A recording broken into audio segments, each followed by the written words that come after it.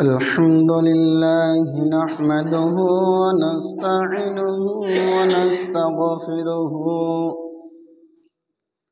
ونؤمن به ونتوكل عليه ونعوذ بالله من شرور أنفسنا ومن سيئات أعمالنا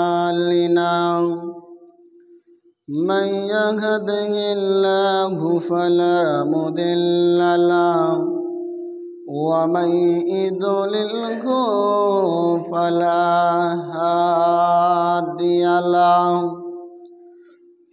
ونشهد أن لا إله إلا الله وحده لا شريك له وأشهد أن محمدا عبده ورسوله الذي أرسله بالحق بشيرا ونذيرا وداعيا إلى الله بإذنه وسراجا منيرا فقد قال الله تبارك وتعالى في كلامه المجيد والفرقانه الحميد فأعوذ بالله من الشيطان الرجيم بسم الله الرحمن الرحيم قاف والقرآن المجيد بل عجبوا أن جاءهم منذرهم منهم فقال الكافرون هذا شيء عجيب أئذا متنا وكنا ترابا ذلك رجع بعيد قد علمنا ما تنقص الأرض منهم وعندنا كتاب حفيظ بل كذبوا بالحق لما جاءهم فهم في أمر مريج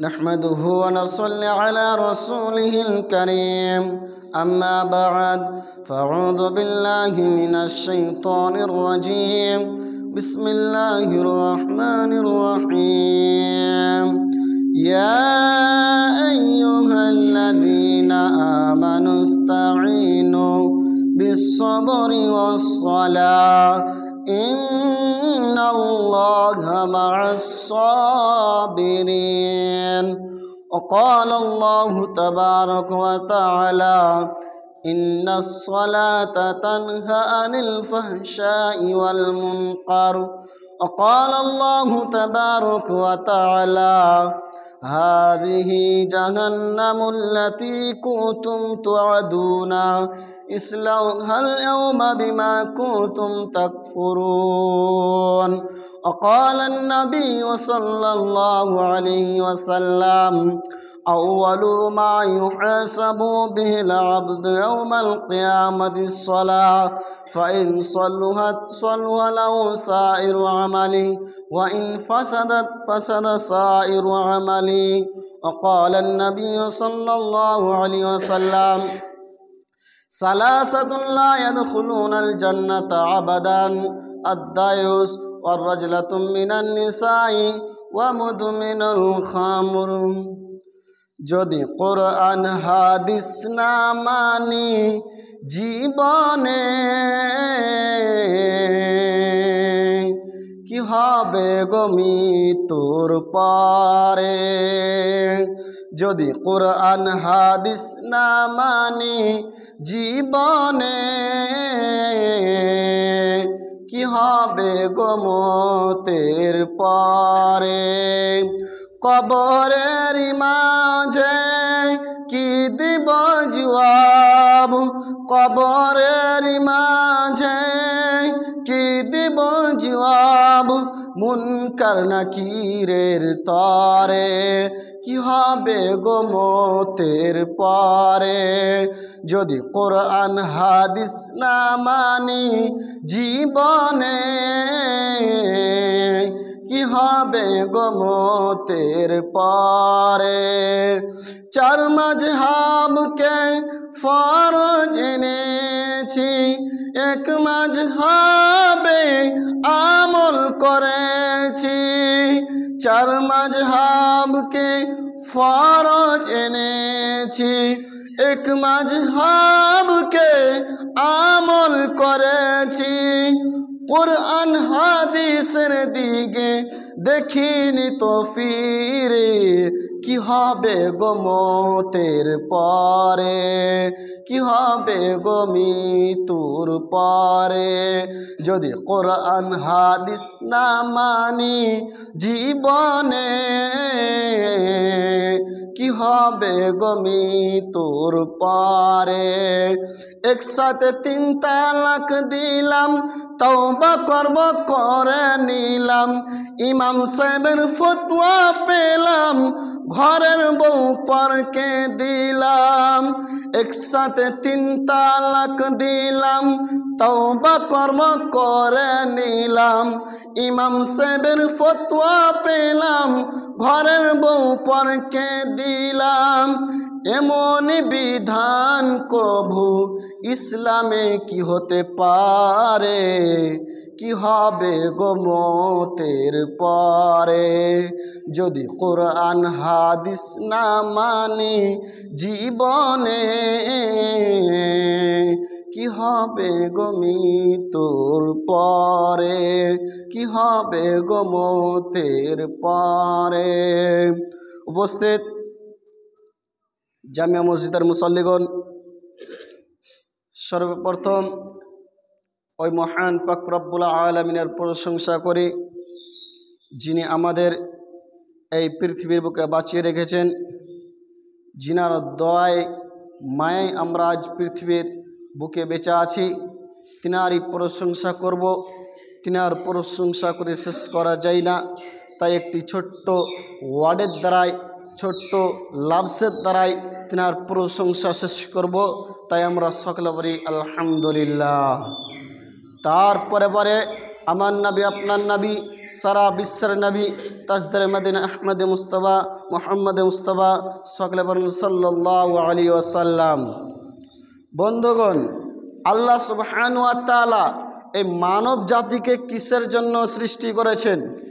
মানুষকে আল্লাহ সুবহানাহু ওয়া তাআলা কিসের জন্য সৃষ্টি করেছেন? একমাত্র আল্লাহ সুবহানাহু ওয়া তাআলা সৃষ্টি করেছেন পরীক্ষা করার জন্য।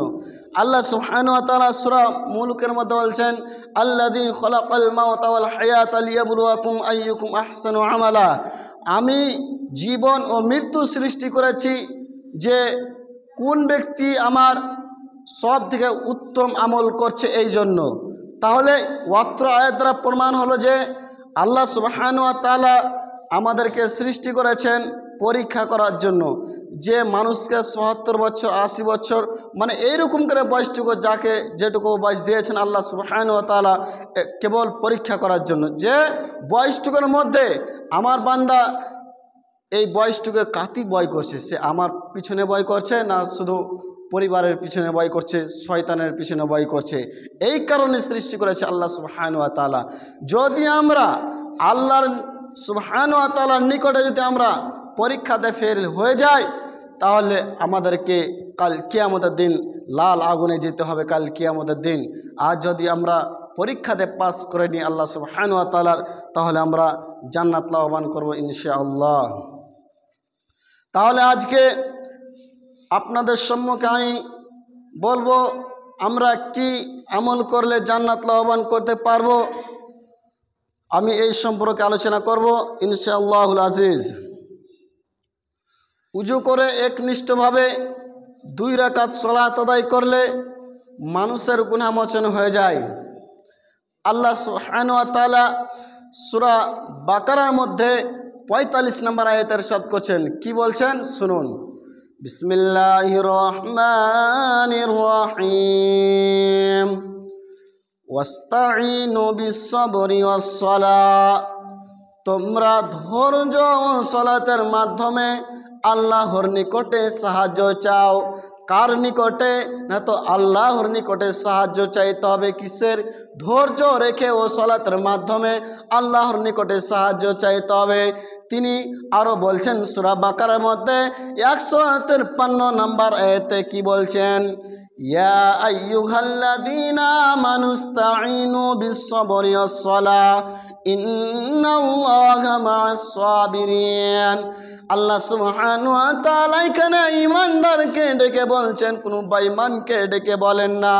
আল্লাহ সুবহানাহু ওয়া তাআলা এখানে কোনো সুদখোরকে, ঘুষখোরকে, জিনাখোরকে বলেন না, স্বয়ং ঈমানদারকে বলছেন, হে আমার ঈমানদার বান্দাগণ, তোমরা ধৈর্য ও সালাতের মাধ্যমে আল্লাহর নিকটে সাহায্য চাও। কেননা ইন্নাল্লাহা মা'আস-সাবিরিন, নিশ্চয় আল্লাহ ধৈর্যশীলদের সাথে থাকেন। ধৈর্য এবং নফল সালাত এমন এই দুটি জিনিস যে মানুষ যে কোনো সাফল্য লাভ করতে পারে, অন্যায় থেকে বেঁচে থাকতে পারে, পূর্ণর পথে চলতে পারে। অর্থাৎ যারা ধৈর্য ও সালাতের মাধ্যমে আল্লাহর নিকটে সাহায্য চাইবে তারা পূর্ণের পথে চলতে পারবে। জি, তাহলে যারা ধৈর্য ও সালাতের মাধ্যমে আল্লাহর নিকটে সাহায্য চাইবে তাদের সাথে আল্লাহ সুবহানাহু ওয়া তাআলা থাকবেন। কেননা বলেছেন ইন্নাল্লাহা মা'আস-সাবিরিন, যারা ধৈর্য ধারণ করে তাদের সাথে আমি আল্লাহ থাকি। তাহলে আমাদেরকে ধৈর্য রাখতে হবে। হযরত আইয়ুব আলাইহিস সালাম ধৈর্য রেখেছেন। তিনি কষ্টে দুঃখে পড়েছিলেন, তবুও তিনি ধৈর্য হারাননি, তিনি ধৈর্য রেখেছিলেন। আল্লাহ সুবহানাহু ওয়া তাআলা তাকে ধৈর্যের ফল দিয়েছিলেন। তেমন আমাদেরকেও ধৈর্য রাখতে হবে। আজকে আমরা হতভাগা মুসলমান, ধৈর্য রাখতে পারি না। আজকে যদি আল্লাহর কোনো বান্দার যদি কোনো আঙ্গুল কেটে যায় তাহলে আমরা সরাসরি ডাক্তারখানা আমরা ছুটে যাই। আপনাকে ডাক্তারখানা ছুটে যেতে হবে না। যদি আপনার বেশি কেটে যায় তাহলে ওইটা আলাদা ব্যাপার, যেতে হবে। আপনাকে ধৈর্য রাখতে হবে, ধৈর্য রেখে আপনাকে কাজ করতে হবে। আল্লাহ সুবহানাহু ওয়া তাআলা অবশ্যই ধৈর্য ফল দিবেন। আর আজকে আমরা বিভিন্ন অনেক বান্দা বলে থাকি, আল্লাহর বান্দা বলে থাকি যে আল্লাহ শুধু আমাকে রোগ দিচ্ছে, আল্লাহ শুধু আমারই হাত ভাঙছে, পা ভাঙছে, এগুলো যত রকমের রোগ আছে আল্লাহ শুধু আমাকে দিচ্ছে, এইরকম কথা বলতে হবে না ভাইজান। আল্লাহ সুবহানাহু ওয়া তাআলার নিকটে ধৈর্য রাখতে হবে, এরকম কথা বলতে হবে না। আপনি যদি বলে দেন এইরকম কথা, আপনাকে জাহান্নামে কাল কিয়ামতের দিন যেতে হবে। আপনাকে ধৈর্য সালাতের মাধ্যমে আল্লাহর নিকটে সাহায্য চাইতে হবে। তারপর আয়াত আল্লাহ সুবহানাহু ওয়া তাআলা সূরা আনকাবুতের মধ্যে বলছেন যে ইন্নাস সালাতা তানহা আনিল ফাহশাই ওয়াল মুনকার, নিশ্চয় যারা সালাত আদায় করে তারা মুনকার থেকে বেঁচে থাকে, অর্থাৎ খারাপ কাজ থেকে বেঁচে থাকে। যারা সালাত আদায় করে তারা খারাপ কাজ থেকে বেঁচে থাকে। এবার আপনি প্রশ্ন করবেন যে মাওলানা সাহেব, আমি অমুক ব্যক্তিকে আমি সালাত আদায় করতে দেখছি কিন্তু সেই ব্যক্তি খারাপ কাজ থেকে বেঁচে থাকতে পারছে না, তার কারণ কি? জি, তার কারণ একটাই যে আল্লাহর নিকটে তার সালাতের মতন আমলটি গ্রহণযোগ্য হচ্ছে না, তার কারণে সেই খারাপ কাজ থেকে বেঁচে থাকতে পারছে না। তার নামাজের মধ্যে, দুয়ার মধ্যে, সূরার মধ্যে যে কোনো জায়গায় তার ভুল আছে, তার জন্য আল্লাহর নিকটে তার সালাতের মতন আমলটি গ্রহণযোগ্য হচ্ছে না, তাই খারাপ কাজ থেকে বেঁচে থাকতে পারছে না। আমাদেরকে সালাত আদায় করতে গেলে আল্লাহর ভয়ের আশায় সালাত আদায় করতে হবে, আল্লাহকে খুশি করার উদ্দেশ্যে সালাত আদায় করতে হবে, একনিষ্ঠ হয়ে উজু করে সালাত আদায় করতে হবে। তাহলে আমরা কাল কিয়ামতের দিন সফল হয়ে যাব। আল্লাহ সুবহানাহু ওয়া তাআলা সূরা মুমিনের মধ্যে বলছেন, কি বলছেন? قد أفلح المؤمنون الذين هم في صلاتهم خاشعون, সেই সব মুমিন সফল হলো যারা আল্লাহর ভয় ভীতি নিয়ে 2 রাকাত সালাত আদায় করে, যারা আল্লাহর ভয় ভীতি নিয়ে 2 রাকাত সালাত আদায় করে, ক্ষমা পাওয়ার আশায় সালাত আদায় করে, তারাই কাল কিয়ামতের দিন সফল হবে।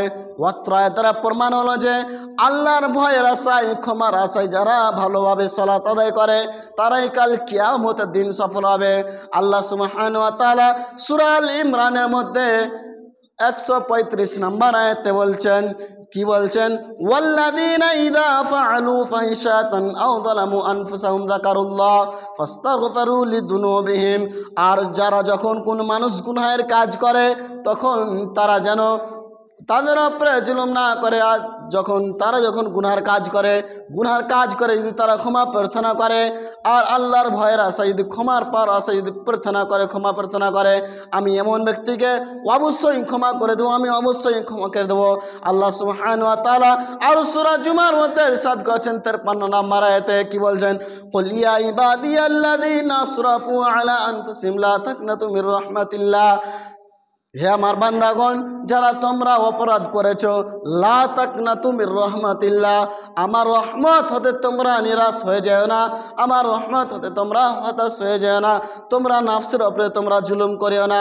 আমি আল্লাহ ইন্নাল্লাহু ইয়াগফিরুয যুনুবা জামিয়া, নিশ্চয় সমস্ত গুনাহ ক্ষমা করব। তাহলে এই আয়াতে আল্লাহ সুবহানাহু ওয়া তাআলা নিজে বলছেন যে যারা অপরাধ করছে তোমরা লা তাকনাতু মির রাহমাতিল্লাহ, আমার রহমত হতে তোমরা নিরাশ হয়ে যাও না, তোমরা তোমাদের নাফসের উপরে তোমরা জুলুম দিও না, জুলুম করিও না, আমি আল্লাহ অবশ্যই ক্ষমা করব। তোমাদেরকে ধৈর্য সালাতের মাধ্যমে আল্লাহর নিকটে সাহায্য চাইতে হবে, তাহলে আমি আল্লাহ নিশ্চয় ধৈর্যশীলদের সাথে আমি থাকব। তারপরে হাদিস, ওয়ান আনাস ক্বাল قال رسول الله صلى الله عليه وسلم أول ما يحاسب به العبد يوم القيامة الصلاة। আনাস থেকে হাদিসটি বর্ণিত, নবীজি বলছেন, নবী করিম সাল্লাল্লাহু আলাইহি ওয়াসাল্লাম বলছেন, আউয়ালু মা ইউহাসাবু বিল আবদি ইয়াউমাল কিয়ামাতিস সালাহ। কিয়ামতের দিন সর্বপ্রথম মানুষকে কিসের কথা জিজ্ঞাসা করা হবে? তাকে দানের কথা জিজ্ঞাসা করা হবে না, তাকে কত টাকা দিয়ে সেই কুরবানি দিয়েছে সেটা জিজ্ঞাসা করা হবে না, সেই ফকির মিসকিনকে খাওয়াইছে কিনা সেটা তাকে জিজ্ঞাসা করা হবে না, তাকে জিজ্ঞাসা করা হবে সালাতের সম্পর্কে। ফাইন সলুহা সলুহা লাউ সাইরু আমালি, যদি তার সালাতের মতো আমল গ্রহণযোগ্য হয়ে যায় তাহলে তার সমস্ত আমল গ্রহণই হয়ে যাবে। ওয়াইন ফাসাদাত ফাসাদা সাইরু আমালি, যদি তার সালাতের মতো আমল গ্রহণযোগ্য না হয় তাহলে তার সমস্ত আমল বাতিল হয়ে যাবে। যে সমস্ত আমল বাতিল হয়ে যাবে।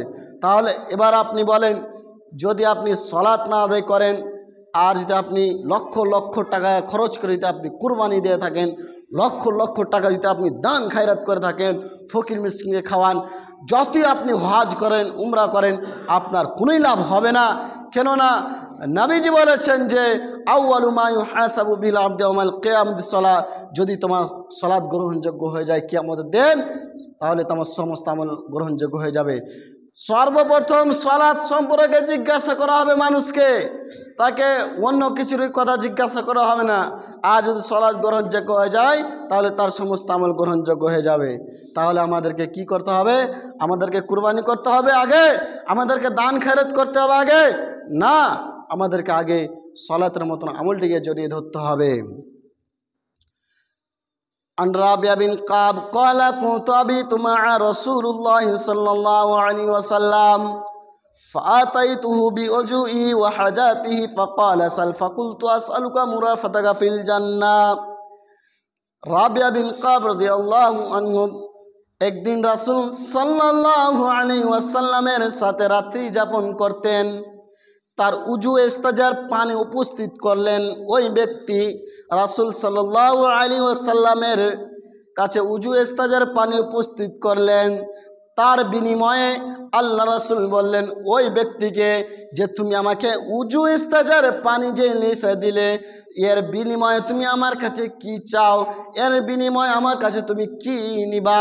তখন সেই লোকটি বললেন, ইয়া আল্লাহর রাসূল, আপনার কাছে আমি কিছুই চাই না, আপনার কাছে আমি কিছু নিব না, শুধু আপনার সঙ্গে আমি কাল কিয়ামতের দিন জান্নাতে থাকতে চাই। তখন রাসূল সাল্লাল্লাহু আলাইহি সাল্লাম সেই লোকটিকে আবার জিজ্ঞাসা করলেন, কি এই ছাড়া কি আর তুমি কিছু নিবা, এই ছাড়া কি আর তুমি কিছু চাও? তখন সেই লোকটি বললেন, ইয়া আল্লাহ রাসূল, হে রাসূল, আমি এই ছাড়া কিছু চাই না, শুধু আপনার সঙ্গে আমি কাল কিয়ামতের দিন জান্নাতে থাকতে চাই। তখন রাসূল সাল্লাল্লাহু আলাইহি সাল্লাম ওই লোকটিকে আদেশ করলেন যে তাহলে বেশি বেশি করে তুমি সিজদা করো আর এই ব্যাপারে আমাকে বেশি বেশি করে সাহায্য করো। জি, ওয়াত্র হাদিস বিবরণ দ্বারা বোঝা যায় যে বেশি বেশি করে যদি আপনি নফল সালাত আদায় করেন তাহলে কাল কিয়ামতের দিন রাসূল সাল্লাল্লাহু আলাইহি ওয়াসাল্লামের সঙ্গে জান্নাতে থাকার সুযোগ হবে। তাহলে আমাদেরকে বেশি বেশি করে নফল সালাত আদায় করতে হবে। যদি আমরা নফল সালাত বেশি বেশি করে আদায় করে নিই তাহলে কাল কিয়ামতের দিন ইনশাআল্লাহ কাল কিয়ামতের দিন রাসূল সাল্লাল্লাহু আলাইহি ওয়াসাল্লামের সঙ্গে জান্নাতে থাকতে পাবো। এই কথা আমার বাবা বলেনি, এই কথা স্বয়ং রাসূল সাল্লাল্লাহু আলাইহি ওয়াসাল্লাম বলেছেন। জি, তাহলে আমাদেরকে প্রত্যেক মুসলমান ভাই ও বোনকে বেশি বেশি করে নফল সালাত আদায় করতে হবে। আরেকটি হাদিস আপনাদেরকে শোনাই। উম্মু হাবিবা রাদিয়াল্লাহু আনহা থেকে হাদিসটি বর্ণিত, তিনি বলেন নবী করিম সাল্লাল্লাহু আলাইহি ওয়াসাল্লাম বলেছেন, কি বলেছেন? যে ব্যক্তি দিনে ও রাতে 12 রাকাত নফল সালাত আদায় করে নিবে তার জন্য কাল কিয়ামতের দিন একটি জান্নাতের ঘর নির্মাণ করাবে। বলেন সুবহানাল্লাহ। যদি আপনি 12 রাকাত নফল সালাত আদায় করতে পারেন তাহলে কাল কিয়ামতের দিন একটি জান্নাতের ঘর নির্মাণ করে দিবে। এই কথা আমি বানানো কথা বলি না, স্বয়ং 1450 বছর আগে রাসূল সাল্লাল্লাহু আলাইহি সাল্লাম বলেছেন। এবার আপনি প্রশ্ন করবেন, মুলবি সাহেব এই 12 রাকাত নফল সালাত আমরা কখন কখন আদায় করব? আল্লাহ রাসূল বলেছেন জোহরের পূর্বে 4 রাকাত আদায় করো এবং পরে 2 রাকাত 6 রাকাত, আর মাগরিবের পরে 2 রাকাত 8 রাকাত, ইশারের পরে 2 রাকাত 10 রাকাত, আর ফজরের পূর্বে 2 রাকাত 12 রাকাত। এই 12 রাকাত যদি আপনি নফল সালাত আদায় করতে পারেন 5 ওয়াক্ত নামাজের সাথে তাহলে কাল কিয়ামতের দিন জান্নাতে একটা আপনার জন্য ঘর নির্মাণ করা হবে। সুবহানাল্লাহ। তাহলে আমরা যেন এই 12 রাকাত নফল সালাত 5 ওয়াক্ত নামাজের সাথে যেন এই 12 রাকাত নফল সালাত আদায় করতে পারি। আমরা যদি আদায় করে নিই তাহলে কাল কিয়ামতের দিন আমরা একটি জান্নাতের ঘর পাবো। জি, তাহলে আল্লাহ আমাদের প্রত্যেক মুসলমান ভাইকে এই 12 রাকাত নফল সালাত আদায় করার তৌফিক দান করেন, আমিন। তারপরে যদি আপনি পরীক্ষাতে না পাস করতে পারেন কাল কিয়ামতের দিন আপনাকে লাল আগুনে যেতে হবে, ভয়ঙ্কর আযাবে আপনাকে যেতে হবে। যদি আপনি সালাত না আদায় করেন, মসজিদে আপনি 15টা মিনিট সময় না দেন, কাল কিয়ামতের দিন লাল আগুনে আপনাকে নিক্ষেপ করা হবে। কাল কিয়ামতের দিন জাহান্নামে ভয়ঙ্কর আগুনে আপনাকে নিক্ষেপ করা হবে। মরণের পর 3টি ভয়াবহ জায়গা রয়েছে, তার 3য় জায়গা হচ্ছে জাহান্নাম। মানুষের উচিত প্রত্যেককে জাহান্নাম থেকে পরিত্রাণ যেতে হবে। আবু হুরায়রা রাদিয়াল্লাহু আনহু থেকে হাদিসটি বর্ণিত, তিনি বলেন নবী করিম সাল্লাল্লাহু আলাইহি ওয়াসাল্লাম বলেছেন যে আমার উম্মত দিনে 7 বার জাহান্নাম থেকে পরিত্রাণ চাইল, তখন জাহান্নাম বলে হে আল্লাহ তুমি তাকে জাহান্নাম থেকে পরিত্রাণ দাও। আর যে ব্যক্তি 7 বার জান্নাত চাইল, জান্নাত বলে হে আমার প্রতিপালক নিশ্চয় আপনার উম্মুক বান্দা আমাকে আপনি তাকে দয়া করে জান্নাতে প্রবেশ করান। নবী করিম সাল্লাল্লাহু আলাইহি ওয়াসাল্লাম তারপরের হাদিসে বলছেন মান সাআলাল্লাহুল জান্নাতা সালাসা মাররাতিন। রাসূল সাল্লাল্লাহু আলাইহি সাল্লাম বলছেন যে ব্যক্তি 3 বার জান্নাত চাইল তখন জান্নাত বলে হে আমার প্রতিপালক, নিশ্চয় আপনার উম্মত বান্দা আমাকে চেয়েছে, আপনি দয়া করে তাকে জান্নাতে প্রবেশ করান। আর যে ব্যক্তি 3 বার জাহান্নাম থেকে পরিত্রাণ চাইল, তখন জাহান্নাম বলে, হে আল্লাহ তুমি তাকে জাহান্নাম থেকে পরিত্রাণ দাও। নিশ্চয় আপনি উম্মত বান্দাকে জাহান্নাম থেকে পরিত্রাণ দেয়। বন্ধুরে, অত্র হাদিস বিবরণ দ্বারা বোঝা যায় যে আমাদের প্রত্যেকের উচিত দিনে 7 বার অর্থাৎ 3 বার করে জান্নাত চাইতে হবে আর জাহান্নাম থেকে পরিত্রাণ চাইতে হবে। জান্নাত চাওয়া শব্দগুলি এই রূপ হতে পারে, আল্লাহুম্মা ইন্নী আসআলুকা জান্নাতুল ফিরদাউস, হে আল্লাহ তুমি আমাকে জান্নাতুল ফিরদাউস দান করো, হে আল্লাহ তুমি আমাকে জান্নাতুল ফিরদাউস দান করো। আর জাহান্নাম থেকে পরিত্রাণ চাওয়া শব্দগুলি এই রূপ হতে পারে, আল্লাহুম্মা আজরিনি মিনান নার, হে আল্লাহ তুমি আমাকে জাহান্নামের আগুন থেকে বাঁচাও, হে আল্লাহ তুমি আমাকে জাহান্নামের আগুন থেকে বাঁচাও। তাহলে এই শব্দগুলি আমাদেরকে বেশি বেশি করে আমাদেরকে পাঠ করতে হবে, তাহলে আমরা জাহান্নাম থেকে পরিত্রাণ পাবো আর জান্নাত আমরা লাভবান করতে পাবো।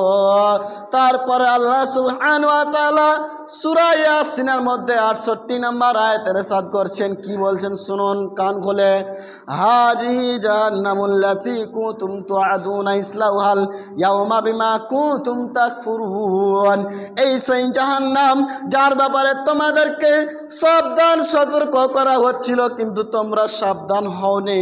তোমরা শুনেছিলে কান দিয়ে, তোমরা আর এক কান দিয়ে তোমরা বাহির করে দিয়েছিলে।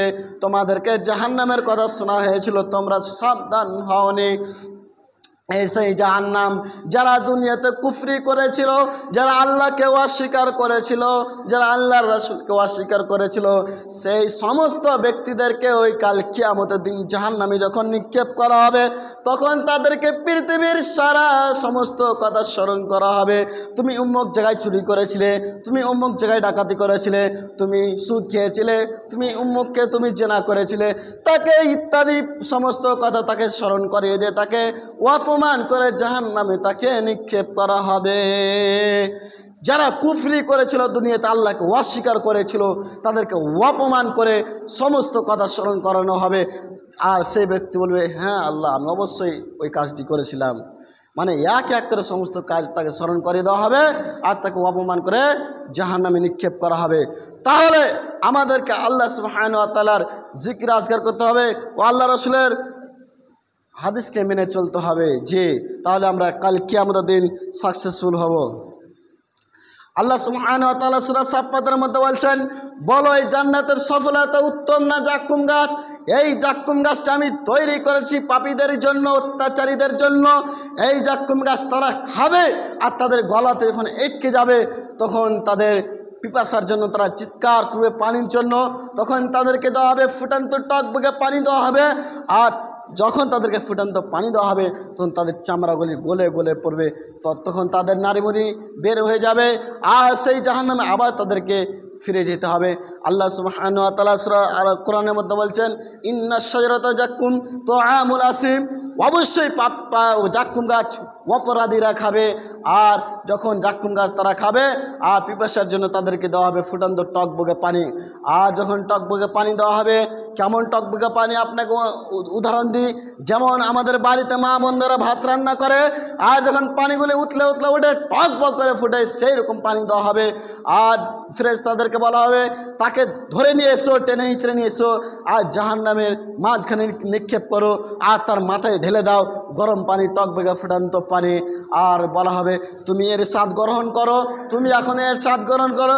তুমি দুনিয়াতে খুব সম্মানিত লোক ছিলে, তুমি দুনিয়াতে খুব ফকির মিসকিনদের দেখতে পারতে না, তুমি দুনিয়াতে তুমি গরিব মিসকিনকে তুমি দেখতে পারো নি, এর স্বাদ তুমি এখন গ্রহণ করো।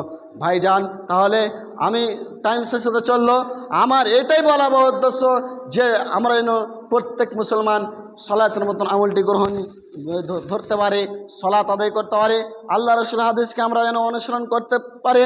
আর একটা আমি হাদিস বলবো বলে শেষ করে দেবো। আম্মার ইবনে ইয়াসির রাদিয়াল্লাহু আনহু থেকে হাদিসটি বলেন, তিনি বলেন নবীজি বলেছেন, সালাসাতুন লা ইয়াদখুলুনাল জান্নাতা আবাদান, 3 শ্রেণীর লোক কখনো জান্নাতে যাবে না। আবাদানের অর্থ হচ্ছে কখনো না, তো আপনি বাড়িয়ে গুগলে সার্চ করবেন কি আবাদানের অর্থ কি, কখনো। 3 শ্রেণীর লোক জান্নাতে যাবে না। তার 1 নাম্বার হচ্ছে কারা? আর দায়ুস। দায়ুস ব্যক্তি জান্নাতে যাবে না। দায়ুসকে আপনি দায়ুস। আপনার বাড়িতে টিভি সিরিয়াল গান, আপনার স্ত্রী নামাজ পড়ে না, ছেলে মেয়ে নামাজ পড়ে না, আপনার বৌমা নামাজ পড়ে না, আপনি বাড়ির গার্জেন, আপনাকে আল্লাহ রসুল দায়ুস বলে ঘোষণা করা হয়েছে। আপনাকে কাল কিয়ামত না, আপনি জান্নাতে যাবেন না। 2 অর্রাজুলাতুম মিনান নিসাই, পুরুষের বেশধারী নারী কখনো জান্নাতে যাবে না। এবার আপনি শুনুন, পুরুষের বেশধারী নারী কখনো জান্নাতে যাবে না। আপনার মেয়ে স্কুল কলেজে ইউনিভার্সিটিতে যাচ্ছে, পুরুষের জামা পরে যাচ্ছে, গেঞ্জি পরে যাচ্ছে, হিল জুতো পরে যাচ্ছে, আপনি নিষেধ করেন না। এই কারণে আপনাকে বলা হয়েছে পুরুষের বেশধারী নারী কখনো জান্নাতে যাবে না। ওয়ামুদমিনুল খামর, আর কি সর্বদা নেশাদার দ্রব্য পানকারী জান্নাতে যাবে না। আপনি যে নেশাদার দ্রব্য পান করছেন, আপনি কখনো জান্নাতে যাবেন না। আল্লাহ রসুল সাল্লাল্লাহু আলাইহি সাল্লাম হাদিসে ঘোষণা করেছে যে এই নেশাদার দ্রব্য হারাম বলে ঘোষণা করে হয়েছে। আর যদি আপনি সেই জিনিসটিকে যদি আপনি পান করেন, আপনি এবার বলেন যে আল্লাহ রসুলকে অপমান করা হচ্ছে কি হচ্ছে না? অবশ্যই আল্লাহ রসুলকে অপমান করা হচ্ছে। আর যদি আপনি আল্লাহ রসুলকে অপমান করে দেন, আপনি কখনো আল্লাহ সুবহানাহু ওয়া তাআলা আপনাকে ভালোবাসবেন না। তাহলে আমাদের কি করতে হবে? নেশাদার দ্রব্য ত্যাগ করতে হবে। আর কি করতে হবে? ছেলে মেয়েকে শাসন করতে হবে, ছেলে মেয়েকে নামাজ ধরাইতে হবে। তাহলে আমরা কাল কিয়ামতের দিন জান্নাত লাভবান করতে হবে পারবো। আর যদি না এই কাজগুলি আমরা করি, আপনি কখনো জান্নাতে যাবেন না। যারা সালাত আদায় করে না তারা জাহান্নামে যাবে, যারা সালাত আদায় করে না তারা জাহান্নামে যাবে। কেননা যখন জান্নাতীদেরকে জান্নাতে দেওয়া হবে আর জাহান্নামীদেরকে জাহান্নামে দেওয়া হবে, তখন তাদের যখন গেটম্যান জিজ্ঞাসা করবে মা সালাকাকুম ফি সাকার, তুমি এই ভয়ঙ্কর জাহান্নামে কিসের জন্য এসেছো? তখন জাহান্নামীরা বলবে ক্বালু লাম নাকু মিনাল মুসাল্লিন, আমরা মুসাল্লিদের সঙ্গে আমরা শামিল ছিলাম না, আমরা নামাজিদের সাথে শামিল ছিলাম না, আমরা নামাজ পড়তাম না। তারা দ্বিতীয় কারণ বলবে ওয়ালাম নাকু নুতিউমুল মিসকিন, আমরা মিসকিনদেরকে খেতে দিতাম না, তার কারণে আজকে এই জাহান্নামে এসেছি। অত্র আয়াত দ্বারা প্রমাণ হয় যে যারা সালাত আদায় করে না তারা জাহান্নামে যাবে, যারা ফকির মিসকিনকে খেতে দেয় না তারা জাহান্নামে যাবে। তাহলে আল্লাহ আমাদের প্রত্যেক মুসলমান ভাইকে সালাত আদায় করার তৌফিক দান করেন। সকলে বলেন আল্লাহুম্মা আমিন। আল্লাহ আমাদের প্রত্যেক মুসলমান ভাইকে যেন একনিষ্ঠভাবে ভালো করে আল্লাহর ক্ষমার আশায়, আল্লাহর ভয়ের আশায় সালাত আদায় করার তৌফিক দান করেন। আমি এখান থেকে আমার বক্তব্য অধিকার করছি। যদি কোরআন ও হাদিস দ্বারা যদি ভুল ত্রুটি হয়ে থাকে আমাকে বলে দেবেন, আমি ইনশাআল্লাহ সংশোধন করে নেব। আউযু বিল্লাহি মিনাশ শাইতানির রাজিম। বিসমিল্লাহির রহমানির রহিম। আলহামদুলিল্লাহি রাব্বিল আলামিন আর রহমানির রহিম মালিকি ইয়াউমিদ্দিন ইয়াকা না'বুদু ওয়া ইয়াকা নাস্তাঈন ইহদিনাস সিরাতাল মুস্তাকিম صراط الذين أنعمت عليهم غير المغضوب عليهم ولا الضالين آمين. اللهم صل على محمد وعلى آل محمد كما صليت على إبراهيم وعلى آل إبراهيم إنك حميد مجيد. اللهم بارك على محمد وعلى آل محمد كما باركت على إبراهيم وعلى آل إبراهيم إنك حميد مجيد.